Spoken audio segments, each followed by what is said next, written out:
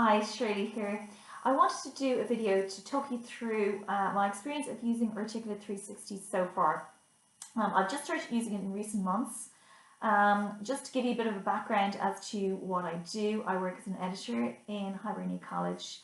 A lot of the course material that is created by our learning designers will be created in Articulate.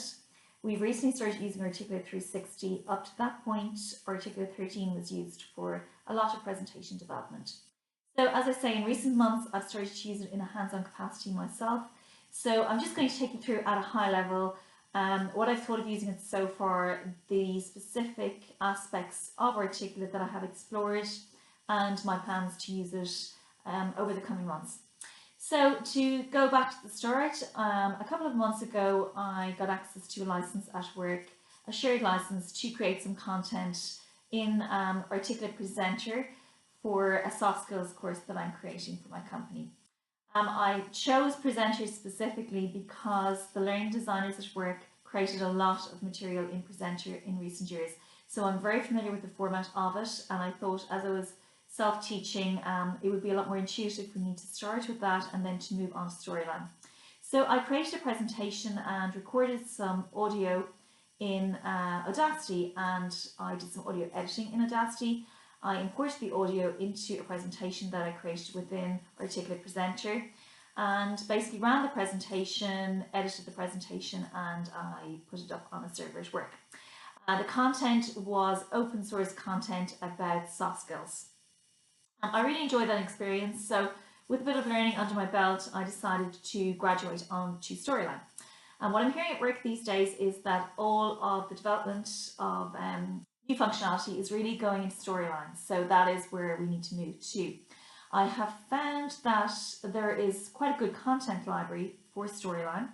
So again, as a beginner, it's very easy to just get something created. If you have some raw material, I went into it with some text and I chose some templates from the content library, manipulated them to do what I wanted to do with particular material, and the rest just kind of flowed. I do find that there is a very good set of tutorials for Storyline on the Articulate sites. So anything you get stuck with, there is a video there for that has been extremely helpful.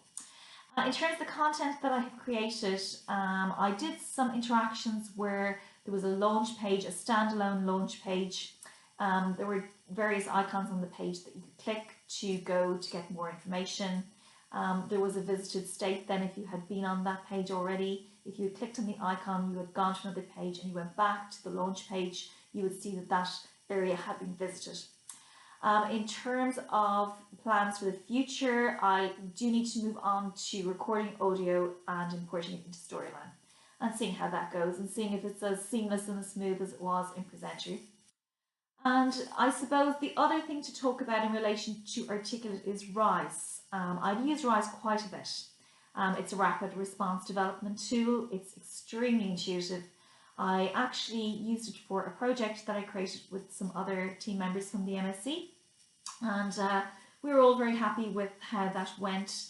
I found since then in my job that I've used it quite a bit for the soft skills development, and it has quite a lot of functionality, and as I say, it's quite rapid to, it's very good if you want to get an end product extremely quickly as per the rapid development mentality of it, so it definitely does what it says on the tin. So in terms of my future plans, I've said about the audio, there are quite a lot of pieces of functionality that I need to delve into further, such as states. I have learned how to manipulate the triggers and the layers. States are something that I am aware of, that I know at a high level how to use, but I need to go through my content for the next session that I'm creating and see how I can match that content to states, if it's applicable. I do find that I don't try to force the functionality on the learning. If it's not going to work, there's no point in putting it in for the sake of it. So yeah, I've got a lot to do. I'm really happy with what I've learned so far. I was creating a dial there actually last week in Storyline. I need to finish that. So that, as I say, that's just a very high level view of what I've done so far. And unfortunately, as I've created all the material at work, I can't put it up on my blog.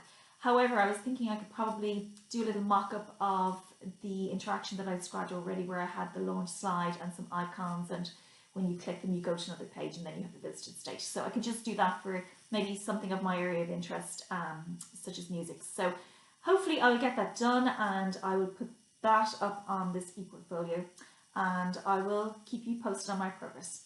Thanks a lot.